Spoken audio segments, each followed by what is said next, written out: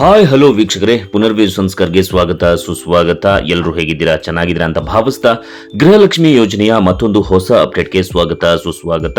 ನಾವು ನಮ್ಮ ಒಂದು ಎಜು ಸಂಸ್ಕಾರ್ ಚಾನೆಲ್ನ ಮುಖಾಂತರ, ಪುನರ್ವಿ ಎಜು ಸಂಸ್ಕಾರ್ ಚಾನೆಲ್ನ ಮುಖಾಂತರ ಕರ್ನಾಟಕ ಸರ್ಕಾರದ ಗ್ಯಾರಂಟಿ ಯೋಜನೆಗಳ ಬಗ್ಗೆ ಖಚಿತವಾದಂತಹ ಮಾಹಿತಿಯನ್ನ ಕೊಡ್ತಾ ಇದ್ದೇವೆ.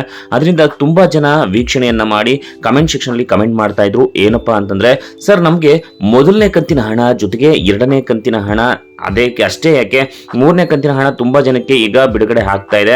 ಆದ್ರೆ ನಮ್ಗೆ ಇನ್ನು ಮೊದಲನೇ ಕಂತಿನ ಹಣ, ಎರಡನೇ ಕಂತಿನ ಹಣ ಇನ್ನೂ ಕೂಡ ಬಿಡುಗಡೆನೆ ಆಗಿಲ್ಲ.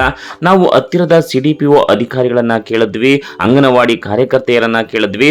ಆದ್ರೆ ನಮ್ಮ ಒಂದು ಹೆಸರು ಲಿಸ್ಟ್ ಅಲ್ಲೇ ಇಲ್ಲ. ಅವರು CDPO ಅಧಿಕಾರಿಗಳು ಹೇಳ್ತಾ ಇದ್ದಾರೆ, ನಿಮ್ಗೆ ಬರುತ್ತೆ, ನೀವೇನು ಕೂಡ ಯೋಚನೆ ಮಾಡೋದಕ್ಕೆ ಹೋಗ್ಬೇಡಿ, ಮನೆಗೆ ಹೋಗಿ ಅಂತ ಹೇಳ್ತಾ ಇದ್ದಾರೆ. ಸರ್ ಏನ್ ಮಾಡೋದು ಸರ್ ಅಂತ ಕೇಳ್ತಾ ಇದ್ರು. ಖಂಡಿತ ನಿಮ್ಮ ಪ್ರಶ್ನೆಗೆ ನಾನು ಈ ಒಂದು ವಿಡಿಯೋದ ಮುಖಾಂತರ ಉತ್ತರವನ್ನ ತಿಳಿಸ್ಕೊಡ್ತೀನಿ.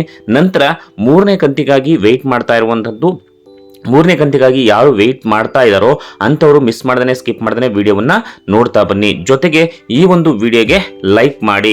ಯಾಕಪ್ಪ ಅಂತಂದ್ರೆ, ನೀವು ಹೊಸದಾಗಿ ನಮ್ಮ ಚಾನಲ್ಗೆ ಭೇಟಿಯನ್ನ ಕೊಟ್ಟಿದ್ರೆ, ಇನ್ನೂ ಕೂಡ ನಮ್ಮ ಚಾನಲ್ನ ಸಬ್ಸ್ಕ್ರೈಬ್ ಮಾಡ್ಕೊಂಡಿಲ್ಲ ಅಂತಂದ್ರೆ ಆದಷ್ಟು ಬೇಗ ಸಬ್ಸ್ಕ್ರೈಬ್ ಮಾಡ್ಕೊಳ್ಳಿ. ಕರ್ನಾಟಕ ಸರ್ಕಾರದ ಖಚಿತವಾದಂತಹ ಮಾಹಿತಿಯನ್ನ ಕೊಡ್ತಾ ಇರ್ತೀವಿ. ಇದರಲ್ಲಿ ನಾವು ಯಾವುದೇ ರೀತಿಯಾದಂತಹ ಸುಳ್ಳುಗಳನ್ನ ಹೇಳಿ ವ್ಯೂಸ್ ಹೆಚ್ಚಿಸ್ಕೊಳ್ಬೇಕು ಅನ್ನುವಂಥದ್ದಿಲ್ಲ. ಸೊ ನಿಮ್ಮ ಒಂದು ಏನಪ್ಪಾ ಅಂತಂದ್ರೆ ಸಪೋರ್ಟ್ ನಿರಂತರವಾಗಿ ಇದೇ ರೀತಿಯಾಗಿ ಇರಲಿ. ಸಬ್ಸ್ಕ್ರೈಬ್ ಮಾಡ್ಕೊಂಡ್ರಲ್ವಾ, ಬನ್ನಿ ಈಗ ಮಾಹಿತಿಯನ್ನ ಕೊಡ್ತಾ ಹೋಗ್ತಾ ಇರ್ತೀನಿ. ವೀಕ್ಷಕರೇ, ನಿಮ್ಮೆಲ್ಲರ ಪ್ರಶ್ನೆ ಏನಾಗಿತ್ತಪ್ಪ ಅಂತಂದ್ರೆ, ನಮಗೆ ಮೊದಲನೇ ಕಂತಿನ ಹಣ, ಎರಡನೇ ಕಂತಿನ ಹಣ ಬಂದಿಲ್ಲ ಸರ್, ನಾವು CDPO ಅಧಿಕಾರಿಗಳನ್ನ ಕೇಳ್ತಾ ಇದೀವಿ, ಆದ್ರೂ ಕೂಡ ಅವರು ಬರುತ್ತೆ ಅಂತ ಹೇಳ್ತಾ ಇದ್ದಾರೆ, ಏನ್ ಮಾಡೋದು ಸರ್ ಅಂತ ಕೇಳ್ತಾ ಇದ್ರು. ಇನ್ನು ಕೆಲವರು ಏನ್ ಮಾಡ್ತಾ ಇದ್ರಪ್ಪ ಅಂತಂದ್ರೆ, ಇನ್ನು ಕೆಲವರು ಕಮೆಂಟ್ಸ್ ನಲ್ಲಿ ಏನ್ ಕೇಳ್ತಾ ಇದ್ರಪ್ಪ ಅಂತಂದ್ರೆ, ಸರ್ ನನಗೆ 2 ಅಕೌಂಟ್ ನಂಬರ್ ಇದೆ, 2 ಅಕೌಂಟ್ ನಂಬರ್ ಕೂಡ ರನ್ನಿಂಗ್ ನಲ್ಲಿದೆ, ಆದ್ರೆ ನನಗೆ ಇನ್ನೂ ಕೂಡ ಹಣ ಬಂದಿಲ್ಲ ಸರ್ ಅಂತ ಕೇಳ್ತಾ ಇದ್ರು. ಸೊ ವೀಕ್ಷಕರೇ, ನೀವು ಇಲ್ಲಿ CDPO ಅಧಿಕಾರಿಗಳನ್ನ ಭೇಟಿ ಮಾಡಿದೀರಾ, ಭೇಟಿ ಮಾಡ್ಕೊಂಡು ಬಂದಿದ್ದೀರಾ. ಆದ್ರೆ ನೀವು ಎಷ್ಟು ಸಾರಿ ಭೇಟಿ ಮಾಡಿದೀರಾ ನಿಮ್ಮನ್ನ ನೀವು ಕೇಳ್ಕೊಳ್ಬೇಕಾಗತ್ತೆ. ಯಾಕಪ್ಪ ಅಂತಂದ್ರೆ, ನೀವೇನಾದ್ರೂ ಒಂದ್ಸಲ ಹೋಗಿ ಅಥವಾ ಇನ್ನೊಂದು ತಿಂಗಳು ಬಿಟ್ಕೊಂಡು ಎರಡನೇ ಸಲ ಹೋಗಿ ನೀವೇನಾದ್ರೂ ಕೇಳಿದ್ರೆ ಅವ್ರೇನ್ ಮಾಡ್ತಾರೆ, ಸುಮ್ಮನಾಗಿ ಹೋಗ್ತಾರೆ. ಆದ್ರೆ ನೀವು ಅವರನ್ನ ವೀಕ್ಲಿ ಅಂದ್ರೆ ವಾರಕ್ಕೆ ಒಂದು 3 ಬಾರಿ 4 ಬಾರಿ ಆದ್ರೂ ಕೂಡ ಹೋಗಿ ಕೇಳ್ತು ಅಂತಂದ್ರೆ, ಖಂಡಿತ ಅವ್ರು ಏನ್ ಮಾಡಬೇಕು ಕೆಲಸವನ್ನ, ನಿಮ್ಮ ಒಂದು ಏನು ಗೃಹಲಕ್ಷ್ಮಿ ಯೋಜನೆ ಅರ್ಜಿ ಯಾವ ಒಂದು ಸ್ಟೇಟಸ್ ನಲ್ಲಿದೆ ಅನ್ನೋದನ್ನೆಲ್ಲ ಖಂಡಿತವಾಗ್ಲೂ ನಿಮಗೆ ತಿಳಿಸ್ಕೊಡ್ತಾರೆ.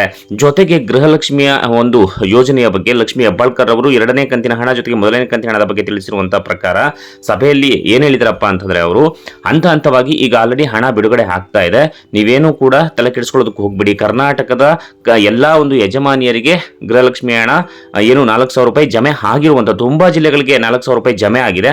ಅಕಸ್ಮಾತ್ ನಿಮ್ಮ ಜಿಲ್ಲೆಗೆ ಏನಾದ್ರೂ ಕೂಡ ಮೊದಲನೇ ಕಂತಿನ ಹಣ, ಎರಡನೇ ಕಂತಿನ ಹಣ ಬಂದಿದ್ರೆ ಕಮೆಂಟ್ ಸೆಕ್ಷನ್ ಅಲ್ಲಿ ಮರಿದೇನೆ ಕಮೆಂಟ್ ಮಾಡಿ.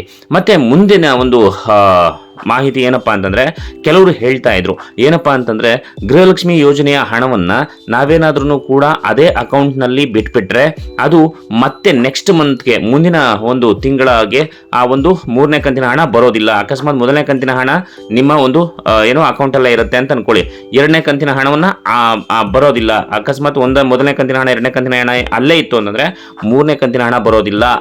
ಅದು ಎಷ್ಟರ ಮಟ್ಟಿಗೆ ನಿಜ ಏನೋ ನನಗಂತೂ ಗೊತ್ತಿಲ್ಲ. ಬಟ್ ಸಾಮಾನ್ಯವಾಗಿ ಅಕೌಂಟಲ್ಲಿ ದುಡ್ಡಿತ್ತು ಅಂತಂದರೆ ಹಾಕ್ಲೇಬೇಕು, ಯಾಕಂದರೆ ಯೋಜನೆಗೆ ಅರ್ಹರಾಗಿದ್ಮೇಲೆ ಹಾಕ್ಲೇಬೇಕು. ಇದು ನನ್ನ ಪ್ರಕಾರ ಸರಿನಾ ಸುಳ್ಳ ಅಂತ ಗೊತ್ತಿಲ್ಲ, ಯಾಕಂದ್ರೆ ತುಂಬಾ ಜನ ಮಾತಾಡ್ಕೊಳ್ತಾ ಇದ್ದಾರೆ ಆ ರೀತಿಯಾಗಿ. ನಿಮ್ಗೇನು ಅನ್ನಿಸ್ತು? ಅಕಸ್ಮಾತ್ ಅಕೌಂಟಲ್ಲಿ ಏನಾದರೂ ಕೂಡ ಹಣ ಬಿಟ್ಟು ನಿಮ್ಗೆ ಹಣ ಬಂದಿದೆಯಾ ಇಲ್ವೋ ಅನ್ನೋದನ್ನ ಕಮೆಂಟ್ ಸೆಕ್ಷನ್ಲಿ ಕಮೆಂಟ್ ಮಾಡಿ. ಮತ್ತೆ ಮೊದಲನೇ ಕಂತು, ಎರಡನೇ ಕಂತು ಬಂದೇ ಬರುತ್ತೆ, ತಲೆ ಕೆಡಿಸ್ಕೊಳ್ಳೋದಕ್ಕೆ ಹೋಗಬೇಡಿ. ಸೊ ನಮ್ಮ ಚಾನಲ್ನ ಫಾಲೋ ಮಾಡ್ತಾ ಇರಿ. ಈ ಮಾಹಿತಿ ನಿಮ್ಗೆ ಇಷ್ಟ ಆಗಿದ್ರೆ ನಿಮ್ಮ ಪ್ರೀತಿಯ ಲೈಕ್ ಬಟನ್ ಮೇಲೆ ಕ್ಲಿಕ್ ಮಾಡಿ. ಮತ್ತೆ ಮುಂದಿನ ಹೊಸ ಅಪ್ಡೇಟ್ ಜೊತೆ ಭೇಟಿ ಆಗ್ತೀನಿ. ಅಲ್ಲಿವರೆಗೂ ನಮಸ್ಕಾರ.